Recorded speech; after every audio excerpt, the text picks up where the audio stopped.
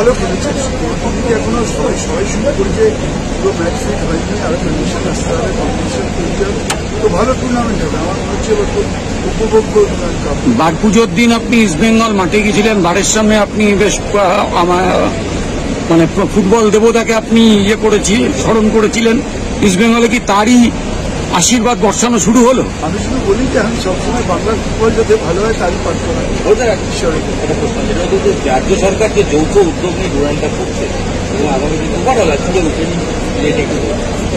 আমাদের সরকার আমাদের ক্রীড়াপ্রেমী সবসময় চান খেলাধুলো, সেই জন্য 80 কোটি টাকার বাজেটে 2011 সাল থেকে স্পোর্টস ডিপার্টমেন্টের বাজেট ছিল 80 কোটি, আজকে প্রায় 800 কোটি। আমরা সবসময় চেষ্টা করি খেলাধুলো উন্নতি হোক। 8টা একাডেমি করেছে, 8টা একাডেমি থেকে প্লেয়াররা এখন বাংলা প্রতিনিধিত্ব করছে, দেশের প্রতিনিধিত্ব করছে, এবারেও আন্ডার-17 দুটো প্লেয়ার ইন্ডিয়া টিমে যাচ্ছে।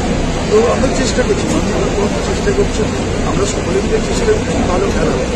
আর্মির সঙ্গে যৌথভাবে আমরা প্রায় 6 বছর আমরা একসঙ্গে ডুরান্ড কাপ করছি, এবং আমার মনে হয় যে আরও ভালো টুর্নামেন্ট আশা করছি। আস্তে আস্তে টিমগুলো আরও কম্পিটিশনে আছে, ভালো খেলা হবে, এবং এবার সবথেকে আমাদের যে কলকাতা উৎসবে উপহারে নিত্য প্রয়োজনে শাড়ি ও রেডিমেড পোশাকের একমাত্র ঠিকানা রাজলক্ষ্মী, হিন্দ মোটর স্টেশনের নিকটে।